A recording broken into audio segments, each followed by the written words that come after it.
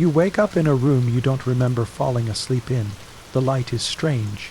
It comes in sideways, filtered through wooden slats, flickering like old memory. The air smells of boiled lentils, sun, warmed bricks, and the faint sourness of wet linen left to dry too slowly. Something soft creaks near by, wood expanding with heat, and farther off, the slap of water in a stone basin. The world feels like it's waiting for something. You blink, but nothing changes, because here in the Ottoman Empire, it doesn't matter if you're ready. When it's time to nap, it's time to nap, not in a soft, cozy, modern sense. No herbal tea, no podcast humming in your ears, just structure, duty, routine. You nap like a bureaucrat signing papers, like a soldier sharpening blades. Like an entire empire depends on your 20-minute surrender, because oddly enough, it does. You're not a sultan, not yet. You might be a clerk, a butcher's apprentice, a boy sent to refill the incense burner. But no matter your place in the great machine, you follow the same rhythm. Work, pray, rest, work again. Nap time isn't indulgence here. It's governance. A scheduled stillness written into the bones of cities, inked into palace timetables, whispered by physicians, enforced by tradition. Monsieur Caligula, and you're not just groggy. You're disobedient, disruptive, a risk to the system. And if you're wondering what happens when you skip a nap in the Ottoman Empire, well, someone usually notices. It might be your master, it might be a guard, it might be the empire itself, humming just a little off-beat. So now you lie here on a mat that's too thin, in a room that's too hot, staring at a ceiling too old to care, and you ask yourself the one question that no textbook ever mentions. What if the most powerful empire in the world was held together by scheduled naps? It sounds absurd, until you realize it worked. The rhythm of the day begins long before you open your eyes. Not to the sound of birdsong or laughter, but the more reasonable melody of buckets scraping stone, feet shuffling in wool slippers, and a quiet cough echoing across an empty courtyard. Someone has started the fire beneath the copper samovar. Someone else is grinding chickpeas by hand, turning them into a paste thick enough to hold a spoon upright. You are a servant, a low one, but you know the schedule by heart. Before dawn, wake. Mid-morning, work.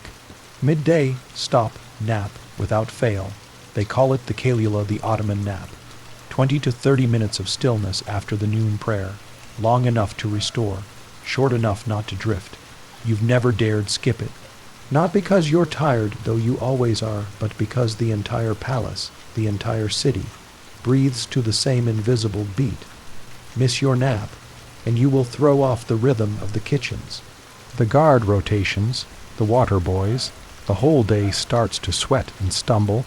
They say even the Sultan observes it. They say he times it. They say one vizier skipped it once and fainted mid-sentence. He was sent away with no punishment, except a firm instruction to lie down immediately. You believed it, because here power isn't just expressed in gold or armies. It shows up in how precisely a man can time his silence. Today, your nap will be taken in a narrow wooden cell no wider than a coffin. You lie on a reed mat, one blanket, one pillow. A curtain separates you from the world, which is just how the Ottomans liked it. Privacy wasn't luxury, it was function. A quiet man was more productive, a rested man was more useful, and a predictable man was less likely to revolt. Even the Janissaries, those feared elite soldiers, had nap policies. You remember watching one once, his sword still on his hip, lying down in perfect stillness under an olive tree at midday. You were a child, carrying water. You waited, unsure if he was sleeping or waiting to strike. He didn't move, not even when a fly landed on his cheek. That was your first lesson in Ottoman stillness. The nap bell doesn't ring, it whispers. At exactly the right moment just after the sun begins to tip west, and just before your thoughts become too many you feel it. A hush falls across the quarters. Footsteps slow, voices pause.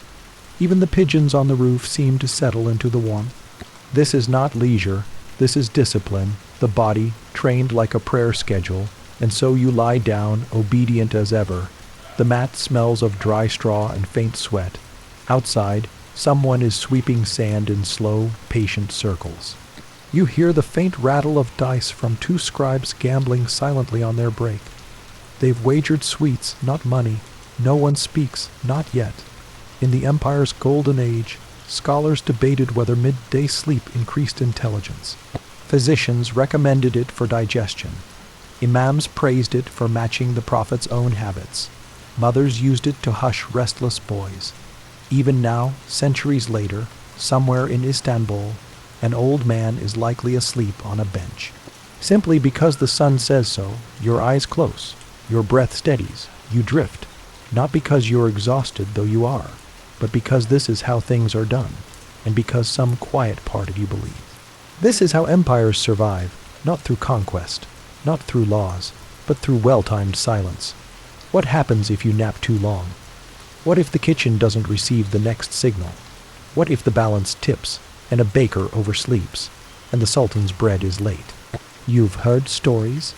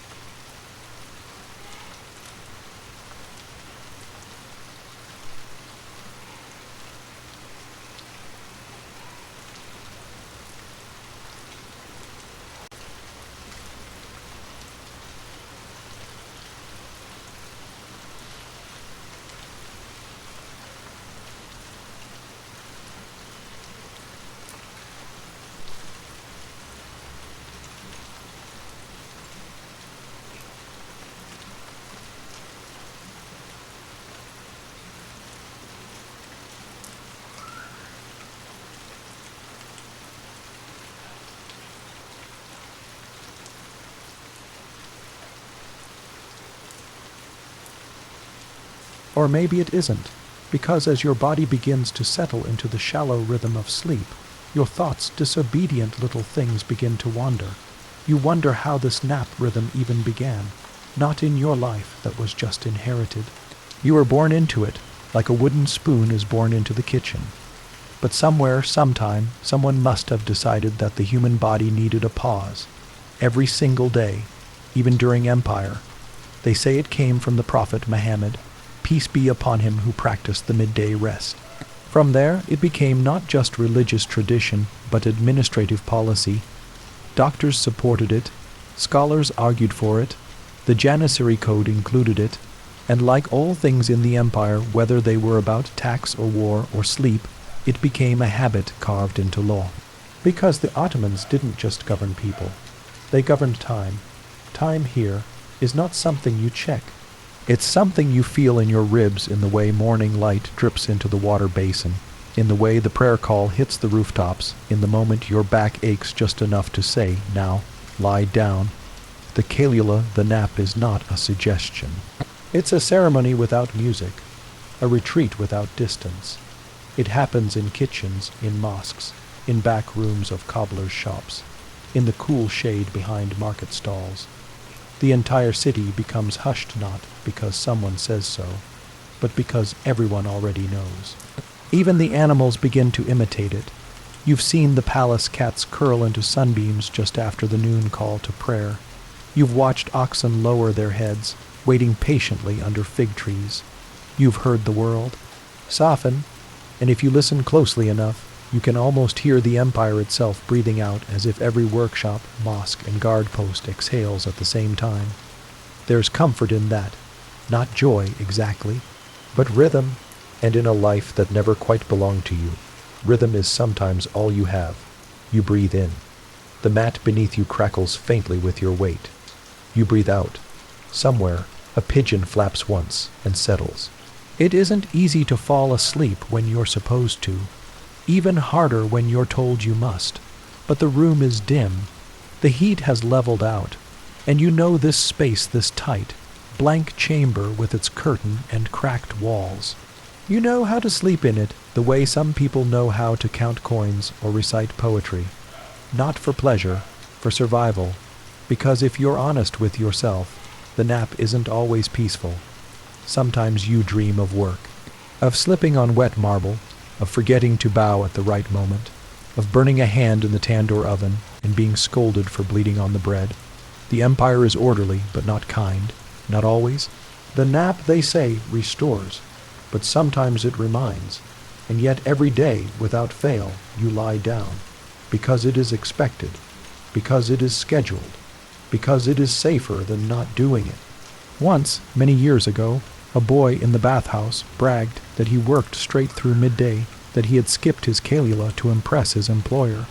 You never saw him again, not because he was punished, not officially, but because something about his defiance echoed. He was transferred, silently, discreetly, somewhere colder, less forgiving, and his replacement, the quiet kind, the obedient kind, the kind who lies down exactly when the sun says so, then rises precisely when he must. You've learned not to question the nap. You've learned to treat it like a prayer with no words, a kneeling of the body, not the soul. Outside, you hear the hallway bell chime once, not for you, likely for a senior cook. The brass sound bounces off the corridor like a polite warning. Everyone has a schedule, everyone has a window, and woe to the one who overstays their silence. There are stories always whispered about those who slept too long. A clerk who napped past his mark and missed the messenger's arrival. The delay, 4 hours. The punishment, immediate, not cruel. Just efficient, a loss of trust, a reassignment to inventory the death row of desk work. It's not fear that makes you nap on time, it's rhythm, that deep, almost superstitious feeling that the empire runs not on glory, but on precise stillness. And it isn't just workers like you, it's everyone. In the palace, velvet cushions arranged in quiet rows for viziers to rest. In the barracks, wooden bunks, each assigned a timed rest rotation. In the madrasas, students instructed to pause studies, to sleep and wake clear-minded.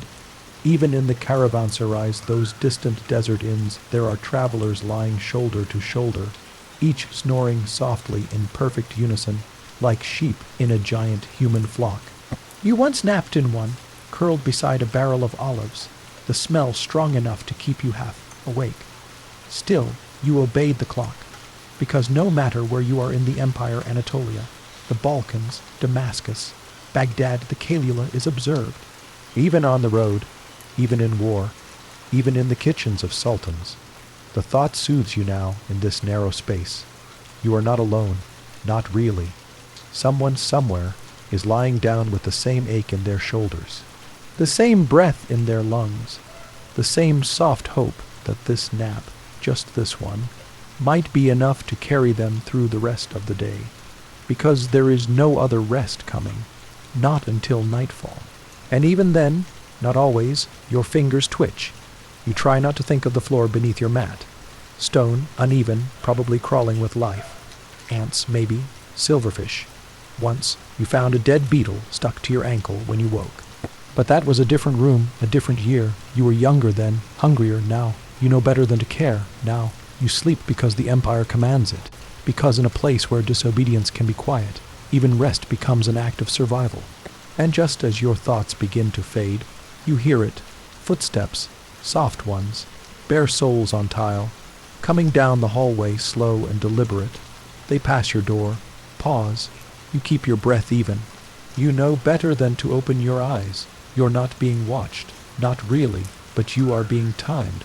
Because somewhere tucked inside a ledger or written onto a chalkboard is your name, your nap window, your task queue for the afternoon. If you get up too early, you look anxious. If you get up too late, you look lazy. There is a perfect middle, and you must hit it. This is not about sleep anymore. This is about harmony. You wonder faintly what would happen if an entire day of naps went wrong, if everyone overslept by 5 minutes, if one missed prayer led to a delayed meal, if one spoiled pot led to a hungry guard, if one hungry guard forgot to replace another, if the shift changed late at the palace gate. You imagine a single delayed nap rippling outward like a dropped coin in a still pond, disrupting everything. Could that collapse an empire? No, surely not.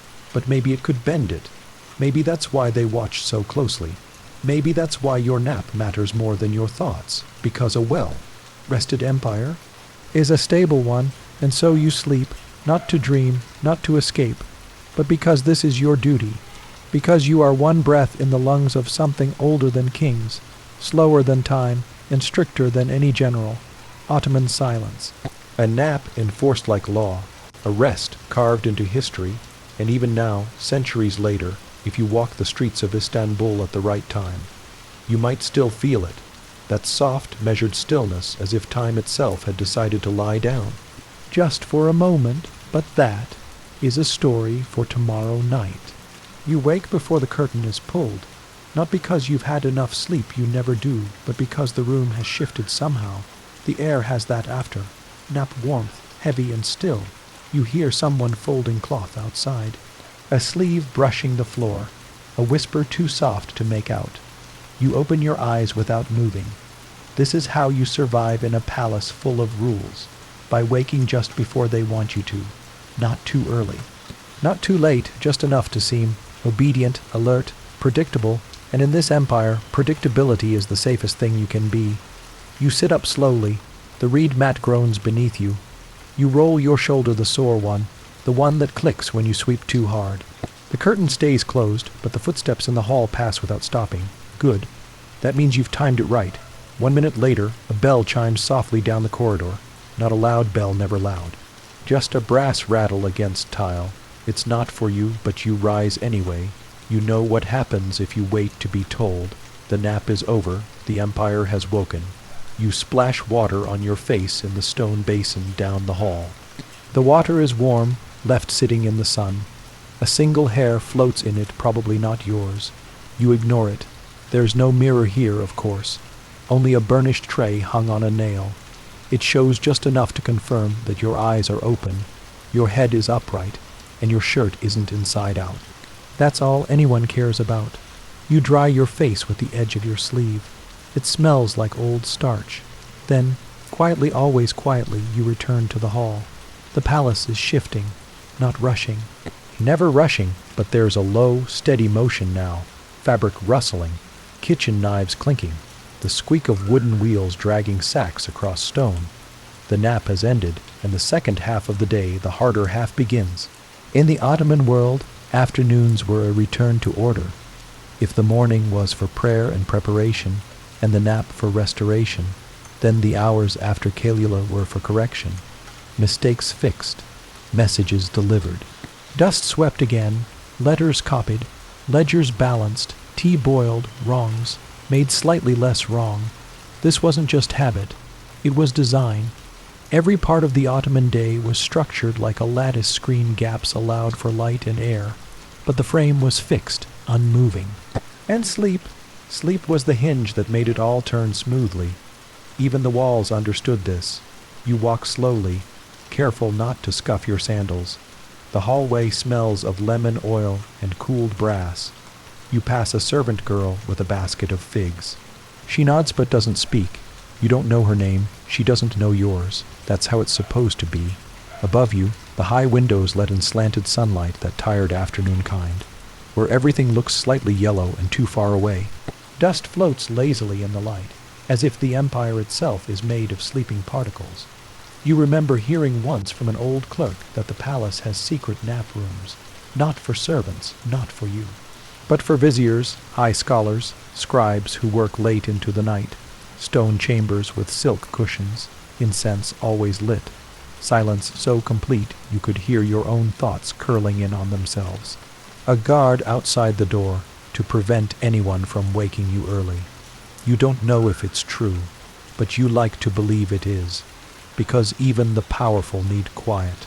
Your path takes you past the open courtyard. The marble tiles still shimmer with leftover heat from midday. At the center, the fountain burbles softly, the water clear and precise, not a leaf out of place. Someone has swept the entire square already. Probably twice. You notice a shadow beneath the portico, a janissary leaning against the wall. His eyes are half closed, but his stance is perfect. Sword at his side, fingers relaxed but ready. You wonder if he napped too. You wonder if he dreams of war. But then again, maybe he dreams of figs and bread like everyone else. You keep walking. In the bakery wing, the heat rises fast, thick, yeasty, familiar. You pass the ovens, their mouths glowing like tired monsters. Boys run back and forth with trays, balancing flatbread on cloth. Covered boards. The air smells of cumin, ash, and melted butter. You haven't eaten since morning. You won't eat until evening. This is the hour of labor. And the nap was your only softness. But some days, not today, but some you've seen what happens when someone misses the calula. One boy, newly arrived from Konya, overslept during his first week. Blamed the heat. His story made the rounds quietly. He woke late, stumbled into the spice pantry, knocked over a jar of saffron. 2 months of pay gone in a cloud of gold dust. He wasn't punished aloud. No lash, no scolding, but he was reassigned to poultry plucking. No shade, no rest, no second chance. That's the thing about the Ottoman system. It corrects quietly, like a hand straightening a crooked rug. You collect your tools, brush, dust cloth, a little brass scraper for corners, and begin sweeping the shelves near the archive room. It's always this quiet after naps. No shouting, no complaints. Everyone still half, inside their dreams, moving through duties with the grace of sleepwalkers. And maybe that's the beauty of it. Not glory, not speed, but this slow, precise togetherness. Dozens of people, cooks, guards, record keepers, floor scrubbers, couriers, all snapping back into motion after the same shared silence. Like an orchestra picking up from the same bar in the score. Later, you find yourself outside the scribe's hall. There, men with ink-stained fingers lean over long tables, copying decrees with perfect loops and lines. Each stroke measured, no rush, only rhythm. You pause near the doorway. Their faces are calm, eyes alert, hands steady. You recognize that look the after. Nap clarity. The deep, subtle focus that only comes when the brain has had a proper midday reset. Scholars in Baghdad once called this state mind, polishing. Ottoman scribes simply called it good work. You don't envy their job, but you envy the silence of their thoughts. By late afternoon, the rhythm changes again. Voices return, laughter, sometimes, a cracked joke between apprentices, someone humming while mashing garlic, a broom tapping the edge of a step. It's not chaos, just wakefulness, life reassembled after pause. And you keep sweeping. The dust doesn't care about empires. It falls every day, with or without a sultan. But you do your part, because you rested when you were told, and now you move when it's time. And yet, as the shadows grow longer and the courtyard begins to cool, you wonder something. It's a question you've never said aloud, not even to yourself. What if we stopped? What if one day the Calula was simply skipped? No order, no enforcement, no shared silence. What if the city stayed loud at noon, noisy, bright, bustling? Would the ovens burn bread? Would the soldiers lose their edge? Would the empire creak? Would it crack? Because you're starting to believe that naps weren't a pause in the Ottoman machine. They were the grease in the gears, and without them, even the strongest empire might grind to a halt. You finish your sweep. You stack your tools. You drink a slow sip of warm water. And you prepare yourself for the next day's rhythm, the same one, down to the minute. But somewhere deep inside, you carry the thought with you that in this vast empire of conquest and control, it was the quietest hour of the day that held everything together. That night, sleep comes late, not because of noise. The palace sleeps as precisely as it moves. No clatter, no music, no drunken shouting from courtyards. Only the steady drip of a leaky pipe above your room, the faint murmur of pigeons rearranging themselves under roof tiles. Still, your body won't let go. Maybe it's the dust in your lungs. Maybe it's the ache in your knees. Or maybe it's the thought that's been scratching at the inside of your ribs since late afternoon. What if it all falls apart without the nap? You've seen what happens when rest disappears. You've seen the while dyed baker forget to stoke his coals. You've seen the ledger keeper fumble his entries, reversing a name and sentencing a man to the wrong labor crew. You've seen a stable boy weep beside a water trough, not from grief, just from exhaustion. And always the same excuse. I didn't rest today. That small sentence carries weight here. Everyone nods when they hear it. No one needs explanation, because the empire, for all its rules and punishments, understands fatigue. Maybe more than any other empire did. You drift eventually, not into deep dreams, but into a gray sort of rest. The kind where your body doesn't move, but your thoughts continue walking back down corridors, past bread ovens, across marble floors, still warm from sunset. And then you're standing in a room you've only heard whispers about. A chamber without fire, a floor lined in layered carpets, curtains thick enough to block all sound, a nap chamber for the high scribes. The room is real. You see it the next day, not from inside, but in passing. A hallway you don't normally sweep, a door half open, just enough for your eyes to catch a glimpse, velvet cushions, a silver water jug, and a man curled in quiet sleep. His robes are green, his hair gray. His sandals lie beside him with perfect symmetry. No guard watches him. No steward stands near. Just the room and the silence and the soft understanding that this hour is his, and his alone. You don't linger. You don't even pause, because you know how dangerous curiosity can be. But the image stays with you, a man of letters, entrusted with secrets, pausing mid-day not to scheme, but to lie down. Later, in the storage cellar, you speak with Jakob. He's older than most, a grain counter with 2 bent fingers and a voice like bread crust. He's been in this palace since before your uncle was born. And when you tell him gently about what you saw, that brief glimpse through the velvet door, he doesn't scold you. He just nods and says, "Ah, the red room." You blink. It was green. He shrugs. They're all called red. Doesn't matter the color, just means reserved. He wipes flour from his hands and leans against a barrel. There are 4 like it in this palace, 2 for viziers, 1 for scribes, 1 for the old imam who writes the Ramadan calendar. He looks at you, you know why they're important. You shake your head. Because people who decide things make worse decisions when tired. He grins, a little bitter, and the empire can't afford bad decisions. You don't tell anyone about the conversation. You just carry it with you. A little pouch of understanding in the back of your mind. Because it's easy to forget under the buckets, the crumbs, the rot that this place thinks about time, that every moment is measured, that naps aren't about comfort at all. They're about control. In the late afternoon, the kitchen is louder than usual. Something's gone wrong with the rice, too soft. The head cook is furious. A new boy blames the measurements. Another blames the pot.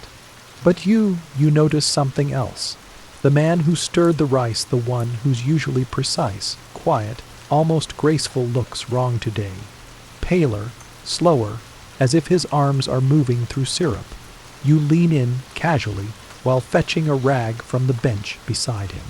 You nap today. He hesitates, doesn't answer, and that tells you everything. By the evening meal, the rice has been replaced. Chickpeas instead. The mistake is erased. Nothing is written down, but the boy is gone from the line. Reassigned to outdoor washing, where errors are colder and more visible. All because of 30 missed minutes. You don't pity him, not exactly, but you understand. In this empire, everything is built on small hinges. And rest is one of them. Sometimes you wonder how this system looks from the outside to a traveler, a Venetian merchant, a French diplomat. Would they see the nap as laziness, luxury, superstition? Would they scoff, mock, smile politely, and write their complaints in private diaries? You wouldn't blame them, because they don't understand that silence is a skill. You've seen it, the power of a perfectly timed stillness. How it softens tempers, how it prevents mistakes, how it keeps people from falling apart. This isn't a sleepy empire, it's a calculated one. You think sometimes about the Janissaries, those terrifying, trained from childhood soldiers who strike fear even in governors. You remember that story, the one your uncle used to whisper when the night was too quiet. A janissary once slept standing up head bowed, eyes closed outside the door of his commander's quarters. When questioned, he replied, "The sun is high, my blade is sharp, but my eyes were made for rest." And no one punished him. You never knew if the story was true, but you never forgot it either, because even among killers, sleep was sacred. The next morning, you're assigned to clean the prayer rugs in the secondary mosque, not the grand one, not the showpiece. The small one, tucked near the scribe's quarters, it's quiet. Your brush makes soft sounds on the wool. The air smells of ink and sweat and old cedar. There are no prayers happening yet, just the waiting silence between calls. But as you kneel, cleaning the corners, you hear a sound behind the curtain wall. Breathing, not labored, not sick, just. Steady, someone is asleep, someone important, likely, and no one dares wake them.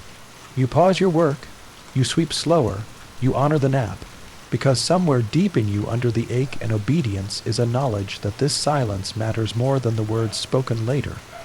You leave the mosque without ever seeing who slept. You don't need to.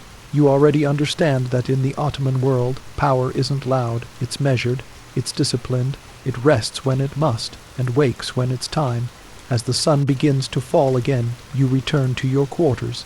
The reed mat awaits, the same shape of stillness. You lie down, not because you're told, but because you've begun to believe that in this strange, humming empire, full of maps and orders and punishments, and praise the thing that holds everything together, is not the sultan, not the sword, not even the system. It's the pause. The daily ritual of stopping, the empire, rests, and so must you, but that is a story for tomorrow night. You wake as if being lifted, not shaken, not startled, just carried upward through warmth and silence, your eyes open to soft, slanted light. The late afternoon sun presses through the carved wooden screen above your bed, a gentle lattice of shadow and gold across the wall. A pigeon coos somewhere on the rooftop, and the smell of rosewater drifts faintly through the hall. Someone must be rinsing the brass incense trays. You blink, stretch once. Your nap is over. You feel no joy. But you feel aligned, balanced, like a weight has been placed in just the right spot behind your ribs. This feeling you've come to realize is no accident. It's the result of design. Not yours, you're just a servant. But someone, or perhaps many someones, once decided that the spaces where people rested must be just as carefully planned as the ones where they worked. And in the Ottoman Empire, sleep isn't confined to beds. It's built into architecture. As you gather your sandals and step into the corridor, you pass a long row of rooms.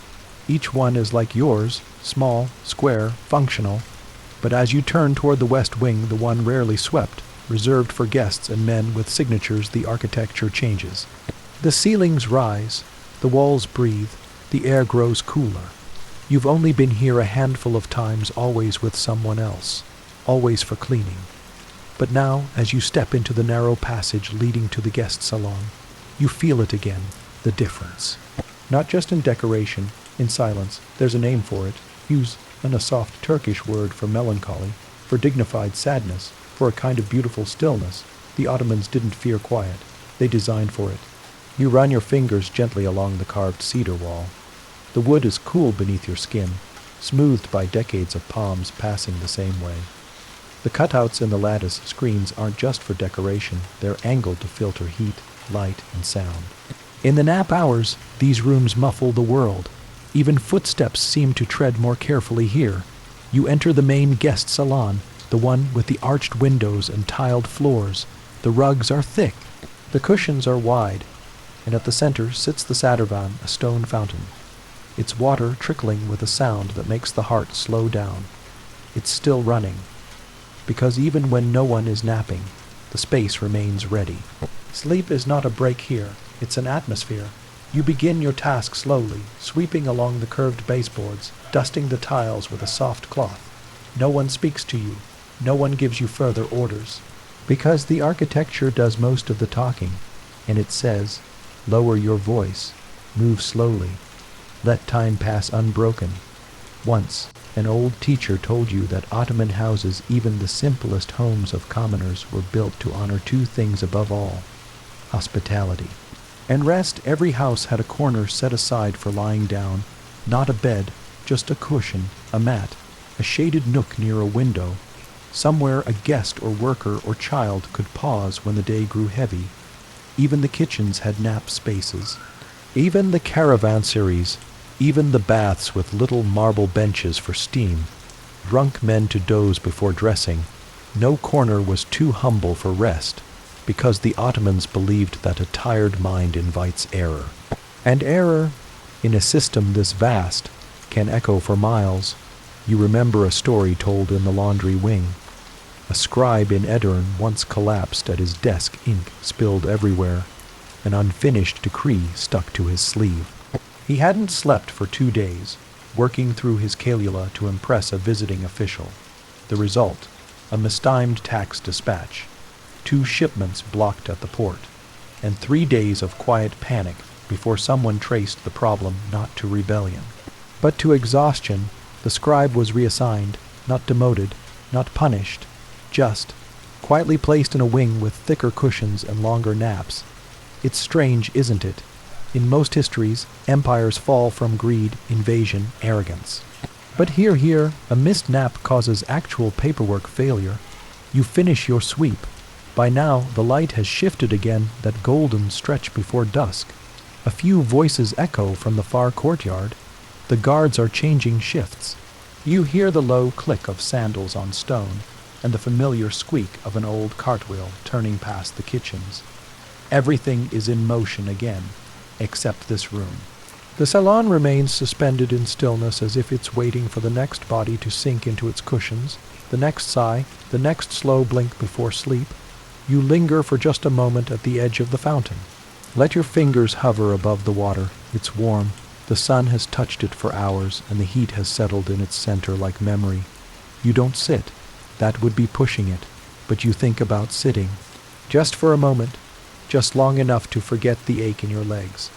Just long enough to pretend that stillness belongs to you too. But then a bell rings faintly down the corridor, and your spell breaks. You leave the salon. Outside, the world feels louder, not chaotic, just awake. The birds have returned to the roof tiles. Someone is chopping mint in the kitchen, fast and rhythmically. You smell meat now, lightly spiced, and your stomach turns slightly. Still 2 hours until you eat.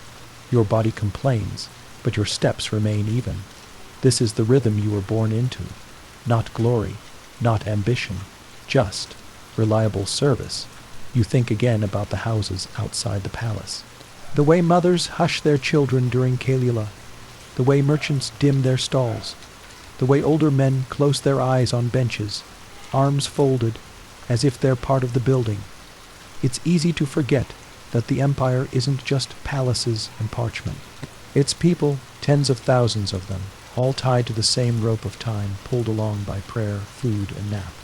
You hear a distant voice calling for fresh cloth. You follow it back through the central corridor, toward your final duty before dusk. And, as you walk, your thoughts drift the way they often do in these in-between hours. You wonder if the Romans did this, or the Persians, or the empires that came and went without ever pausing midday. You wonder if their downfall began not with battle, but with too many tired decisions.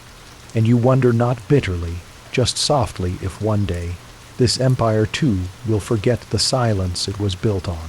If the next sultan will trade nap hours for urgency, if the quiet rooms will be repurposed into storerooms, if the cushions will be removed, if someone like you will one day lie down, only to be told there's no time. But for now you still have your mat, your routine, your half-hour of peace, your permission to stop. And tonight, as you prepare for another dawn, another full day of sweeping, bowing, obeying, you hold that one strange thought close to your chest like a folded letter, that somewhere, hidden in the blueprints of this vast empire, is the shape of rest, not a luxury, not a weakness, but a pillar, an entire civilization balanced on the delicate art of doing absolutely nothing for exactly the right amount of time, but that is a story for tomorrow night. You wake before the others, before the bells ring, before the kitchens begin to stir, before the pigeons on the roof start rustling and cooing at each other like gossips trapped in feathers. The courtyard is still shadowed. The air is the cool kind, just cool enough to make you miss the blanket you don't have, and so, for once, you sit still, not out of obedience, not from weariness, just to listen. The stillness is different at this hour. Not heavy like in the Calula, not tense like after the evening call to prayer. This is the hush before anything can go wrong, a kind of blankness, like parchment before ink, or dough before fire. You sit inside it quietly, not quite awake, not quite asleep, and you think, not of the palace, not of the chores ahead, but of the world outside. Because even though the nap begins here, between silk halls and marble courtyards, its reach goes farther. You first saw it in the street outside your aunt's home in Uskidar, a memory from long ago. You were small, barely tall enough to reach the hanging pomegranate fruit without jumping. It was early afternoon. The sun burned the clay roof tiles, and your aunt had set out slices of melon on a chipped ceramic plate to cool. Then suddenly, nothing moved. The street grew still, shutters drawn. Children called indoors. Even the dogs, usually half, barking, curled under wooden carts and drifted off. No one shouted, no one knocked. The whole neighborhood simply paused, and your aunt had whispered, almost proudly, "The city is sleeping now. You should too." That was your first lesson in urban silence. Ottoman cities, you learned, had their own way of managing the Calula. Shops would stay open, yes, but in half. Light. Cloth draped over the displays. Candied almonds still in their trays, but untouched. The blacksmith's hammers silenced. Tea houses emptied. The street sweepers would pause their brooms and lean against their carts, heads tilted back. Even the moneylenders, their coins still stacked neatly in columns, would rest their elbows and nod off behind their counters. And no one stole. No one cheated, not then, because the nap wasn't just an individual act. It was a civic agreement, an unspoken treaty between noise and stillness. You remember passing through Karakoy on your way to deliver figs. You'd arrived late. The ferry across the Bosphorus had been slow, and by the time your feet hit the cobblestones, the sun was already straight above you. You rushed past the spice stalls, their shutters drawn low, past a caravan of camels half-ass, leap near the port, past a shopkeeper dozing upright, turban slightly crooked, a pigeon perched beside him as if keeping watch. No one scolded you, but no one helped you either.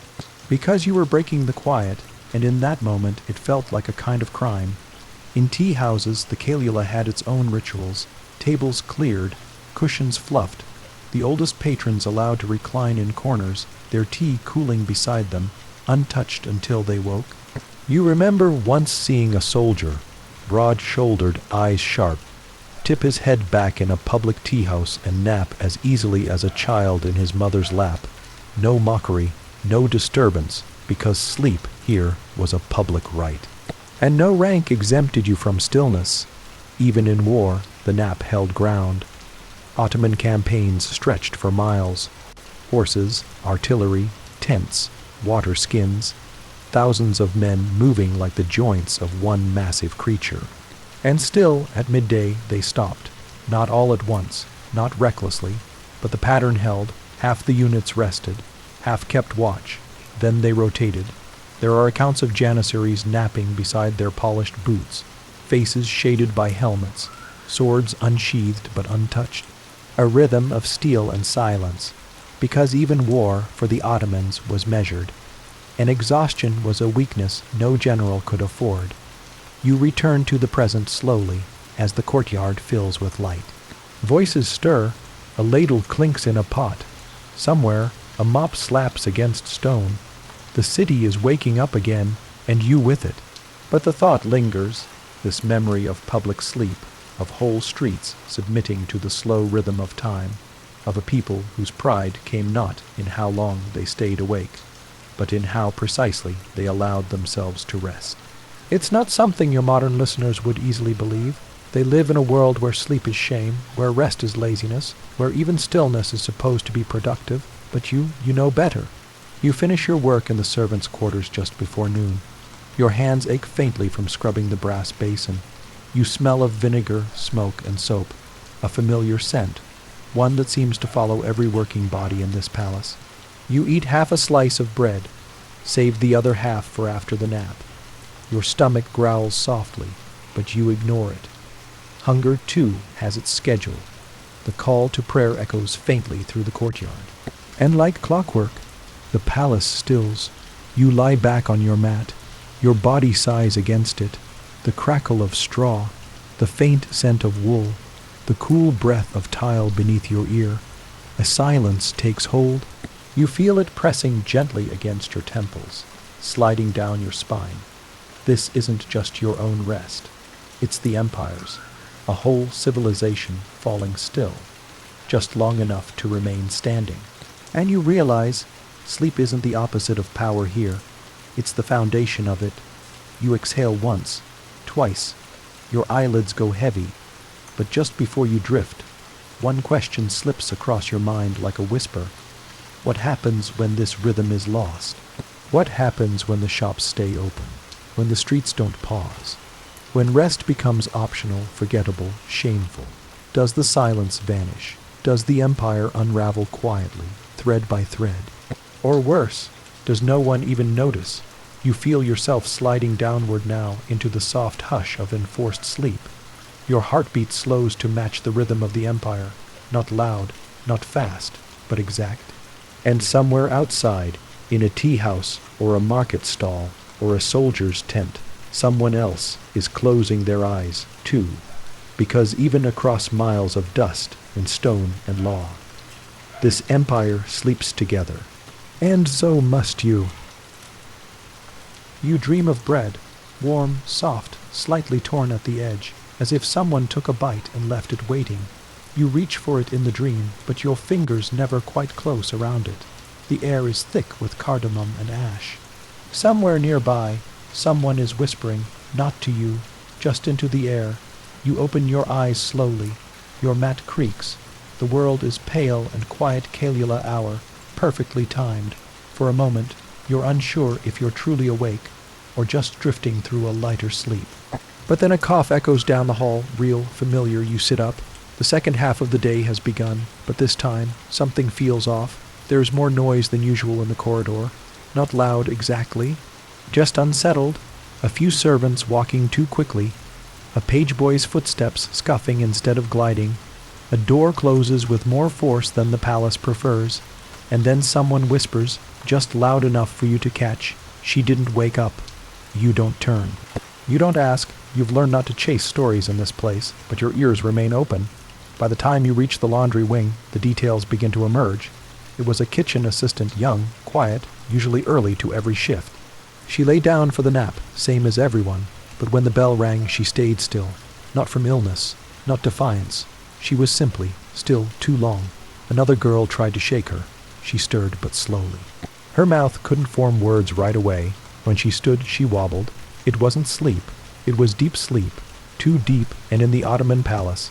That's not a luxury, it's a mistake, because not all naps are equal here. Yes, the Empire demands rest. Yes, the Kalila is sacred. But there are rules, unspoken and precise.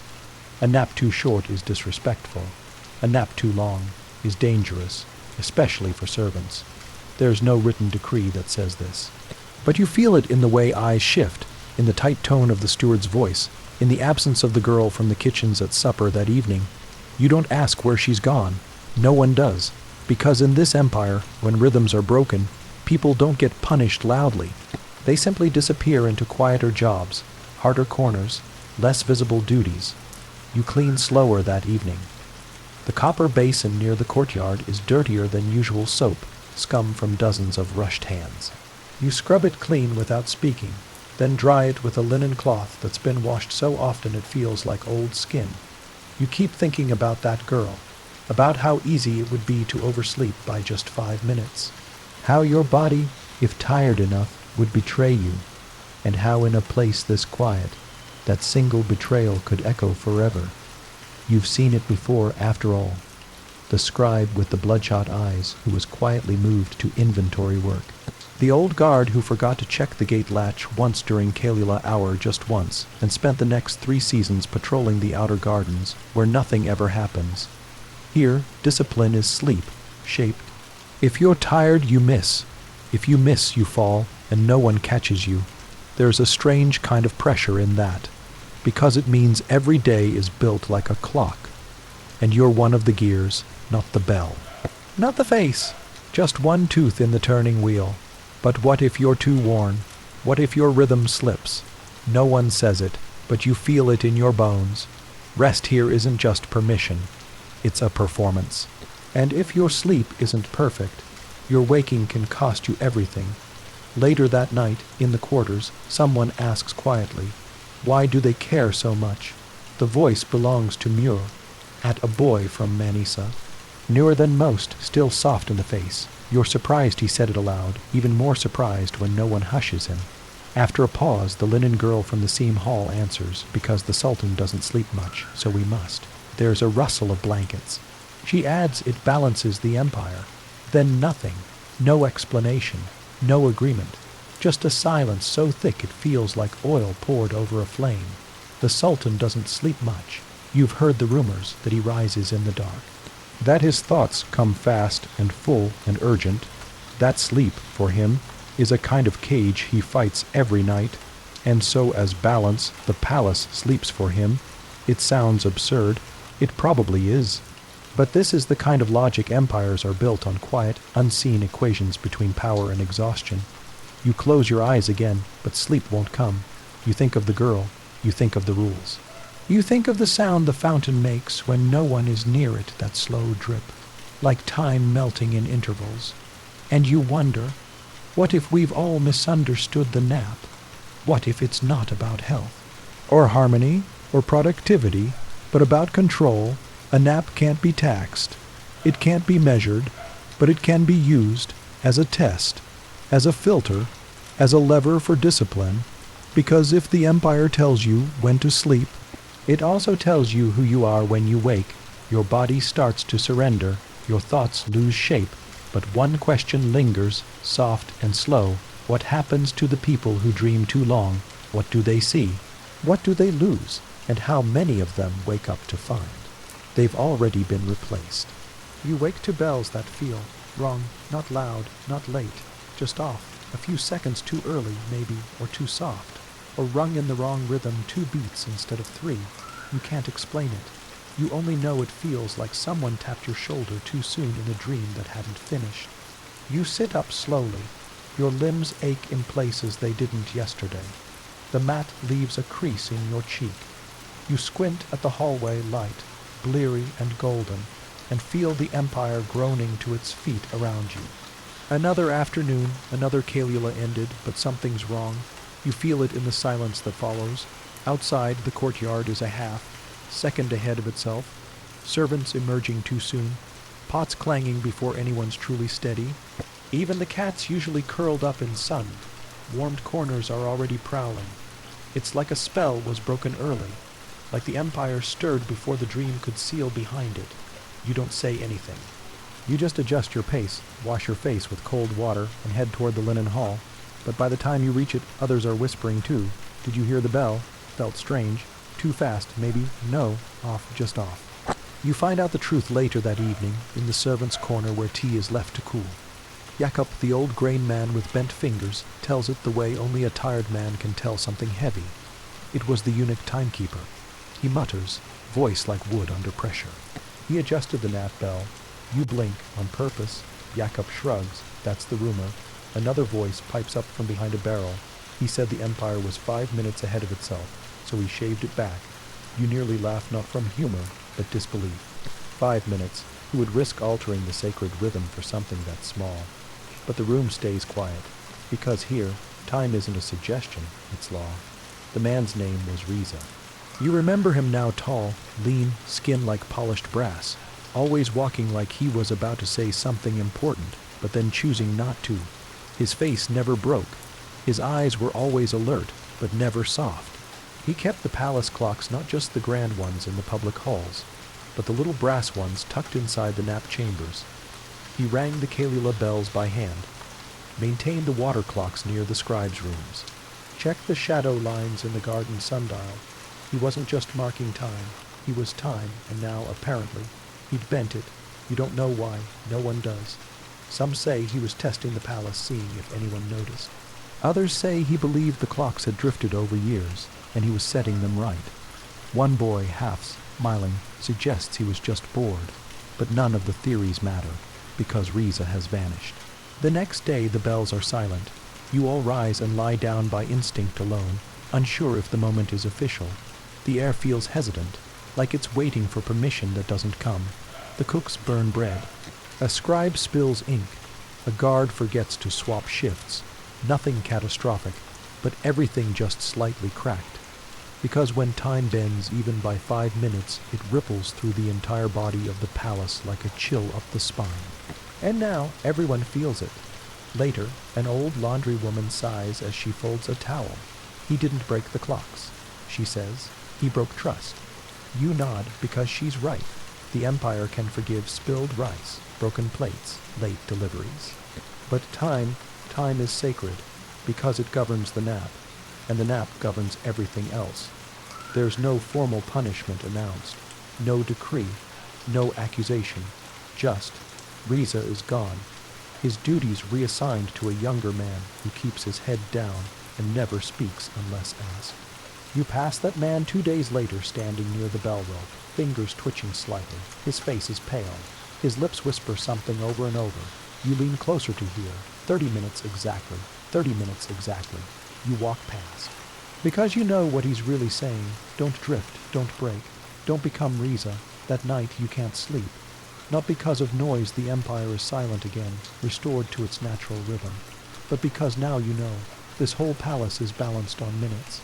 Not gold, not glory, but silence, perfectly timed, and someone tried to shift it even gently, and the entire body flinched. You lie on your mat, eyes half closed, heart quietly counting, 1, 2, 3. Each breath feels like a tiny vote in favor of stillness. You imagine the Janissaries on campaign, counting stars instead of clocks. You imagine the scribes checking the angle of the sun with a quiet nod. You imagine some long ago architect sketching nap chambers into the blueprints of a palace not for comfort, but for order. And somewhere inside your tired mind, one final thought loops gently. What happens when time isn't trusted anymore? What does a sleeping empire do when it starts to wake up too early? You wake to a room that doesn't quite feel like yours, not because it's strange, but because it's too quiet. Even the usual sounds, the soft sweep of sandals, the hum of a pigeon wing, the slow breath of stone cooling in the shadows seem to have gone missing. There's only stillness, as if the air itself is asleep. You sit up slowly and realize you're alone, truly alone, no footfalls, no voices, no bells, just the distant hiss of wind through a vent, and a silence that presses. It takes a moment to remember why. The nap bells were suspended today. An illness in the western quarters, nothing declared, nothing named but enough to lock the routines in place. The quarters where the laundry girls live are cordoned. The fountains in that wing drained. No one's saying plague, not yet, but the smell of vinegar fills the air. And so, the palace has retreated to its most ancient rhythm. Stillness, the kind so deep it used to be called holy. The kind reserved for mourning, infection, or betrayal. You're sent with 2 others to the silken wing. A part of the palace you've only heard about but never entered. No one speaks on the way there. Your feet move slower than usual, not from fear exactly, but from the odd weight of reverence, because this wing isn't for the sick. It's for the sleepers, the untouched, the ones the palace must preserve at any cost. The silken wing is like walking into a memory. The doors are thicker, the walls curve, the tiles don't echo, and everywhere, fabric, silk draped over arches, silk layered beneath the windows, silk tied around the ankles of stools so they won't creak. Even the lamps are covered with silk, not to darken, but to muffle. You feel your heart beat slow as you enter, not from peace, but caution, because here even your breathing feels too loud. They say this wing was first used during the plague of 1592, when whispers of fever reached the Sultan's ears. This space was cleared. All non-essential sound was forbidden. The walls were scrubbed with lavender oil. Sleep became sacred, not a break, not routine, but a barrier. Because in the Ottoman palace they believed something odd, that the body, if fully surrendered to silence, could resist infection. That stillness made the soul heavy enough to stay grounded. That motion invited death, so the silken wing wasn't a hospital. It was a pause button, a last resort for protecting people, not from illness, but from the fear of it. Your job today is simple: clean, then leave. No talking, no glancing at the few figures sleeping inside, no unnecessary movement. You pass 3 beds. Each one holds a person wrapped in light linen, hands folded on their stomachs, heads turned slightly to one side. They look neither sick nor fully awake, but their breathing is deep, rhythmic, timed. You realize they're not just resting, they're being preserved. The woman beside you steps too loudly once her sandal scrapes. The nearest guard doesn't say a word, he just looks, and that look is enough. You know the rules. Here, a nap isn't optional, and waking someone at the wrong moment is punishable, not by beating, not even by exile, but by reassignment to the outer gardens, the cold baths, the furnace. You wipe the wooden bench without touching its corners. You refill the copper pitcher with water so slowly the drops barely splash. You sweep without lifting the bristles from the ground, and as you move, you notice something strange. These rooms smell of nothing. No sweat, no oil, no spice, not even dust. It's as if the air is filtered through time itself, as if every scent that once lived here has been removed. Later, in a corner chamber, you find something you weren't meant to see, a ledger, open, unattended. You glance only once, just long enough to read the column heading. Nap durations, emergency list names, times, observations, lines like Fatma Hanum 48 minutes, no interruptions. Pulse steady. Yusuf Bey 33 minutes, turn twice. MR exceeded prescribed nap. Intervention postponed. You freeze. Because it confirms what you've always feared. The nap is being watched, not just expected, measured. And in this wing with its hush and silk and careful shadows, those minutes might decide whether someone stays or disappears. When you leave the silken wing, the light feels too bright. Your footsteps return to their usual sound. Your shoulders loosen slightly. You exhale, then wonder if you'd been holding your breath for an hour. Back in your own wing, the world feels sloppy. Brooms scraping, pots clattering, someone humming a lullaby badly off key. It feels wrong, but it feels alive, and for the first time in days you smile just a little. That night, before sleep, someone asks, "Do you think those people in the silken wing are scared?" You pause, because scared isn't quite the right word. They're not being punished. They're not even being treated. They're just being kept still, so still the world forgets to move around them. You shake your head, then say quietly, "I think they're part of the rhythm now." What rhythm? The one the rest of us are trying not to break. You lie back. Your mat feels warmer tonight. Your arms ache from controlled movement. Your throat is dry from holding words back. But your heart is steady. And as you drift into the soft layers of darkness, one thought remains. What happens when stillness is no longer safety, but a trap, when silence becomes permanent, when sleep stops being ritual and becomes a cage? But that is a story for tomorrow night.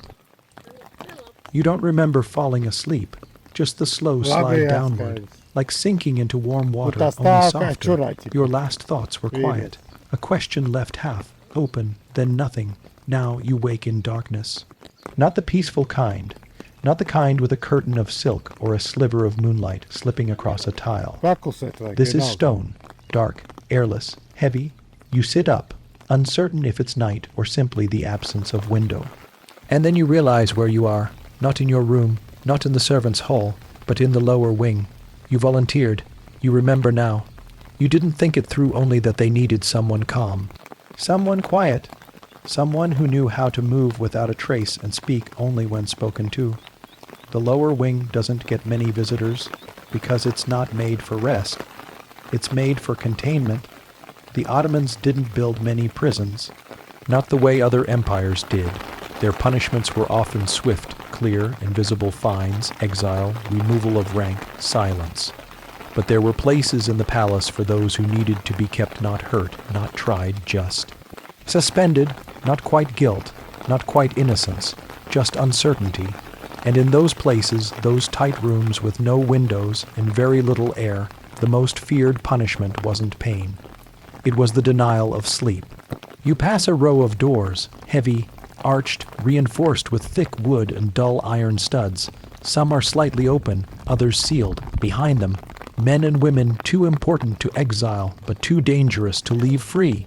Court officials who whispered to the wrong scribe, envoys who wrote one letter too many, healers who served the wrong body in the wrong hour. They're not being tortured, they're being kept awake. It sounds small, doesn't it? A nap taken away, a schedule revoked. But in the Ottoman Empire, where rest was rhythm, and rhythm was law, this wasn't just a punishment. It was disruption. You follow your escort down a low corridor, lit with a few oil lamps. The walls are damp, the air tastes like copper. You don't ask questions, but as you pass one door you hear it, a voice, low, croaking, repeating something over and over. You can't make out the words, but it's the sound of someone trying to stay awake.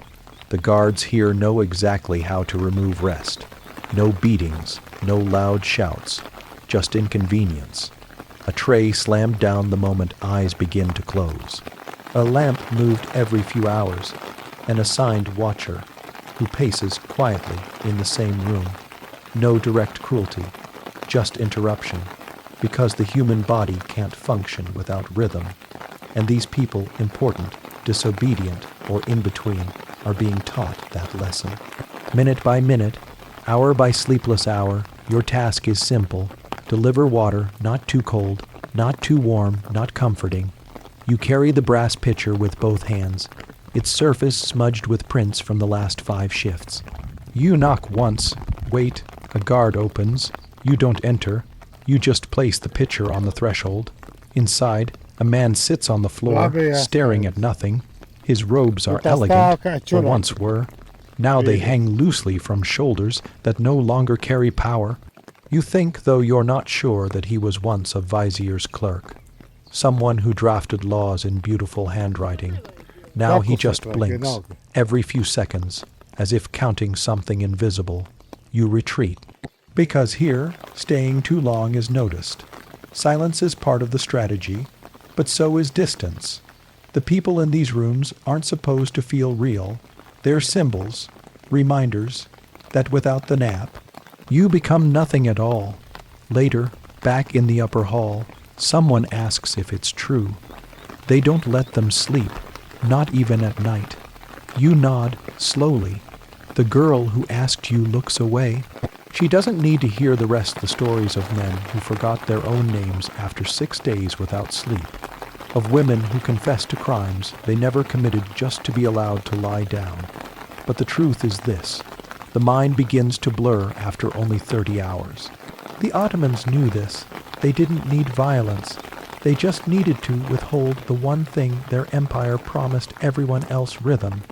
And without it, a person dissolves. You lie down that night with more weight than usual. Not fear, not sorrow, just the strange heaviness of knowing that the same nap you complain about is also your protection. You don't love the rules, you don't always sleep well, but at least you're allowed the space to try. And some in the palace, the two. Clever, the too late, the almost. Important no longer get even that. You roll onto your side, your mat creaks, your breath evens. The same old ache in your right shoulder reminds you that you are still in your place. And just before sleep carries you off, one final, quiet thought rises like a tide. What if the true punishment isn't being kept awake, but being forgotten while doing so? Your eyes open to the sound of thread passing through fabric. A soft, rhythmic pull, whisk, pause, whisk, like wind brushing reeds in a field you'll never see again. It's still early. A shaft of light slips through the carved lattice above you, forming a crooked square on the stone floor. The air smells of rosewater and cooled brass. Somewhere in the distance, a sandalwood censer clicks as it burns down. You are in the women's quarters now, not by accident, not by punishment, but because rest here is different. You were sent to assist the midwife, a temporary post, nothing special, only a few days, but even in those few days, the rhythm of sleep feels softer here, still structured, still respected, but woven into the fabric of the day like a pattern in silk. Not shouted, not rung, just expected.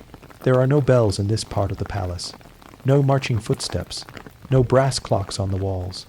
Only women old, young, quiet, loud, whose bodies keep time differently. And as you move through the room, you feel it. Nap by nap, they are surviving. The first to sleep is always the wet nurse. Her shift ends just after sunrise. She sits beside the cradle long enough to hear the breath of the infant go steady. Then she lies down on a floor cushion in the corner and vanishes for 2 hours. No one speaks to her. No one touches her, because here a nap is earned, especially when your nights are spent feeding someone else's air. The second to rest is the seamstress. Her fingers have been stiff since dawn. She's been mending a robe embroidered so thickly it might as well be armor. She ties off the thread, presses the robe flat, and disappears into a side room with heavy curtains. You once asked her how she times her naps without bells. She didn't even look up when she replied, "I wake when the light hits the pillow just right, or when the birds stop singing." That was all she said. And you knew then these women don't need clocks. They are clocks. The Kailula here isn't just a pause. It's a ritual. Each woman wraps herself in linen, washes her hands, lights a candle near the door, a signal to leave her undisturbed. Some use scent, a dab of oil behind the ear. Others hum a single note low and steady to lull the body into calm. They don't sleep for long, but when they wake, they are sharper, faster, prepared. Not because the nap made them stronger, but because it is the only thing that belongs to them. One afternoon, you help the midwife prepare a birthing room. She speaks little. Her hands are fast. You wash towels. Lay out basins, set a clean cloth beside the jar of clove oil. The mother arrives an hour later, face pale, breath shallow. She is young, younger than you, and as the labor stretches into evening, the midwife sends you out. You sit in the hallway, candle burning low beside you. 2 hours pass, then 3, and when the door opens, the midwife walks out, face lined but calm. She says nothing, just looks at you and whispers, "She's asleep, let her be." And you realize she means both of them.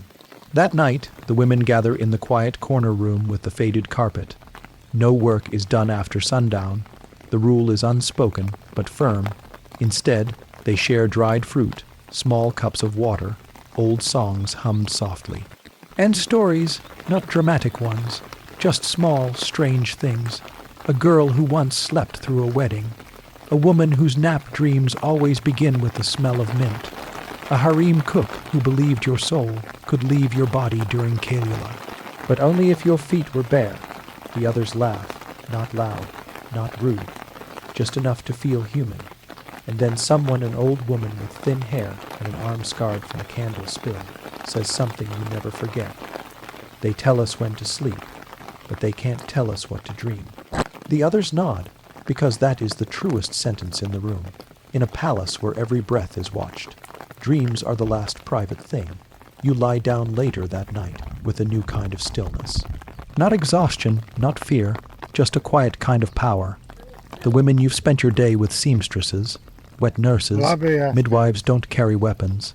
They don't issue orders, but they rule their corners of silence with more grace than most viziers wield in full voice. Because while the empire marches, measures, punishes, they rest, and in that rest, they reclaim what can't be taken. Your fingers curl around the edge of your mat. You feel your body begin to release itself. Not collapse, but yield. And just before you slip into sleep, one final thought flickers in your mind. What if the most radical act in an empire was to sleep when they told you to, but dream something else? The morning fog hangs low over the barracks. It's not cold, just thick, thicker than usual. You step into it, and the air feels slower, as though every breath moves through wool. A bell rings short, metallic, clipped. Not for sleep, not for meals. This bell is for formation. And even though you're not one of them, you move faster. Everyone does when the Janissary bell sounds. You're here on assignment, just for a week.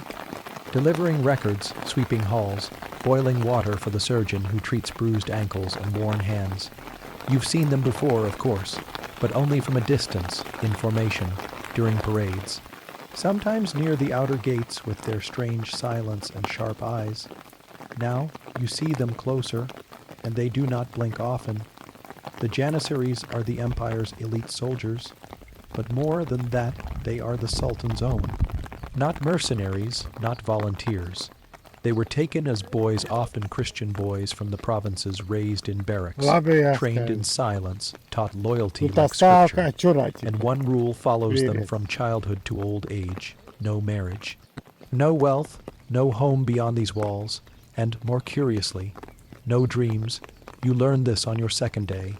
You're carrying a bucket of heated water to the armory when you hear two Janissaries speaking softly near the archery hall.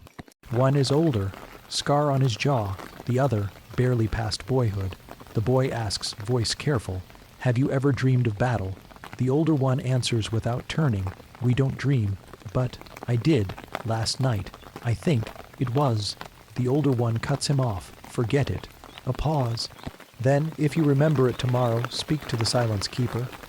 The Silence Keeper, a strange title, you'd never heard it before. But when you ask a stable boy that evening, he shrugs. Every Janissary unit has one, not a priest, not a commander, just a. Listener, why? The boy leans in. Because they believe dreams are leaks. You frown. Leaks. Leaks in the mind, places where disobedience might seep in. He shrugs again, then throws a rag at a nearby goat. Or maybe they're just afraid of what the soldiers want. That night, you don't sleep easily. Not because of fear the Janissaries don't trouble you, but because now you know even rest for them is watched.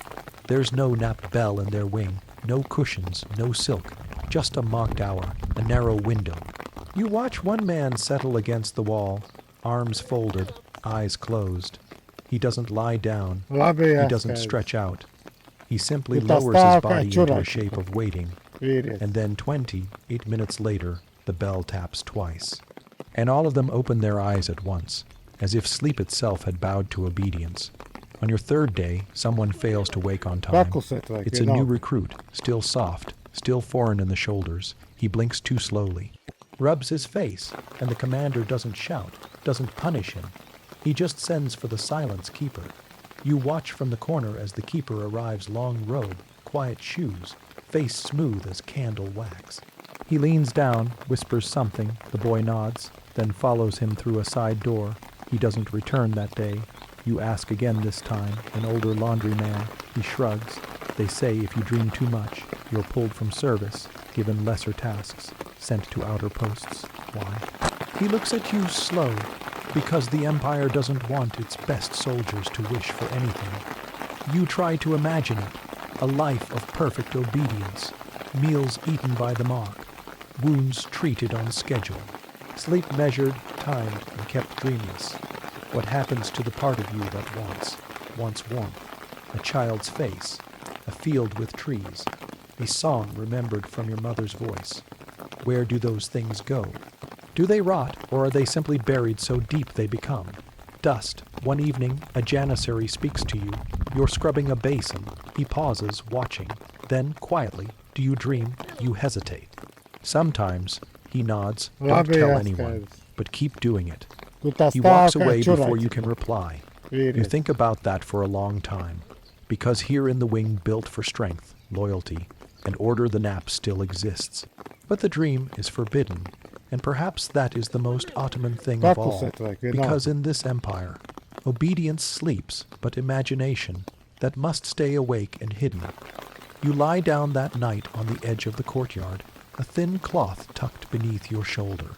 The stars above are dull with haze, but your eyes close anyway, and your final thought that night is a soft, steady one.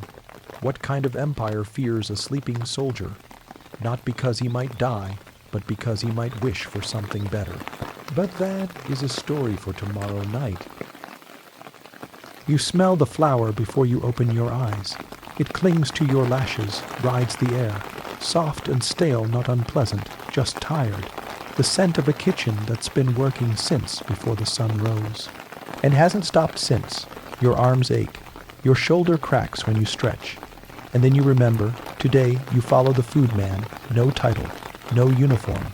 Just a waxed satchel, a charcoal slate, and a schedule as precise as the Empire's calendar. His name is Mehmet. No one knows where he sleeps, but everyone knows when. Because his naps were once synchronized with grain delivery itself. The Ottomans didn't just guard their gold, they guarded their wheat. Every sack recorded, every shipment timed. If the nap bell rang too late, bread could overrise. If it rang too early, oil could go cold. Food and time were linked, and Mehmet guarded both. He doesn't speak when you meet him. Just nods, then he walks slowly into the bakery hall. You follow, close but not too close. The ovens glow like forgotten suns. Cooks shift trays with thick rags, their eyes puffy from heat and routine. Mehmet walks through it all as if the fire were ceremonial. He inspects a row of bread rounds, taps one gently, sniffs, then writes something on his slate. He does the same with a bowl of millet, a jar of yogurt, a wooden bin of dates, still silent, still slow, and then, at precisely the 6th hour, he disappears. You find him in the cool hall behind the vinegar storage, lying on a mat of rolled cotton, head resting on a folded shawl. He doesn't close his eyes right away. He listens first to the tick of the water clock, the creak of settling beams, the faint, tinny chirp of a bird somewhere near the courtyard. Only when the room holds no threat. Does he close his eyes? You are told not to disturb him, not even to speak, but you've heard stories that Mehmet once caught a baker shaving sacks of flour by waking too early, that he calculated fermentation time in his sleep, that his dreams were so precise they smelled of wheat and vinegar. That's why he naps the way he does, not to rest, but to calibrate. After 27 minutes, he sits up. No stretch, no groan, just one blink and motion. You hand him his satchel, and for the first time he speaks. Time to check the cold rice. You pass through the storage corridors. Some rooms smell faintly of fish. Others apples, lemons, cumin, pepper. Each scent clings to stone like a history lesson. You ask how he keeps track. He smiles barely, by smell, by sleep, by silence. He tells you this. Grain goes bad quietly. Oil curdles with no warning. Spoilage is stealthy. But if your naps are precise, the world tells you when something is wrong. You ask how, he shrugs. You wake before the rot. Later that day, you see something strange. A pot of beans that's been shifted to the side. A date jar covered with cloth. A cart of barley halted before it reaches the kitchen. It nods at each and does nothing. No one argues. No one touches them. And in that stillness, you realize something. He doesn't enforce rules with words. He enforces them by napping correctly. By resting at the exact moment, something begins to spoil. By waking at the exact second, the sun shifts over the copper roof. By sleeping so precisely, others dare not question his judgment. You ask, finally, that night, what if you sleep too long? He looks at you with dry eyes and answers. Then someone goes hungry. He doesn't say more, but you feel the truth of it settle into your bones. That evening, a storm rolls in. Light rain taps the stone. The kitchens smell of boiled rice and wet herbs. And Mehmet, he lies down again not on his usual mat, but on a pile of sackcloth. This time, his hands rest on his chest. As if preparing for something heavier, you ask, are you not afraid of oversleeping? He answers without moving, no, I'm afraid of waking, and finding the bread already ruined. You lie down later, mind buzzing with the quiet intensity of the day. You never thought of naps as warnings, but now you see it, in an empire where time and food intertwine. The wrong nap isn't just a mistake. It's a famine. The mat beneath you creaks. The window hums with soft wind. You close your eyes, just as it once more begins to breathe in rhythm with the stone. And as sleep reaches for you, one soft question lingers. What if the smallest delay, a single moment of rest too long, was enough to make an empire go hungry? But that is a story for tomorrow night. The smell hits you first, not unpleasant. just sharp.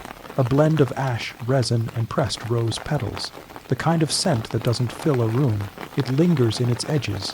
You blink against the morning light, spilling through thin paper windows.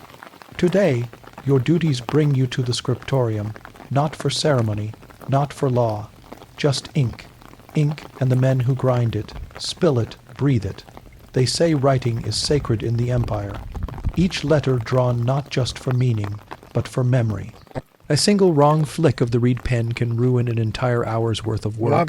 That's why every scribe in the Ottoman palace has two tools at all times, a knife and a nap schedule.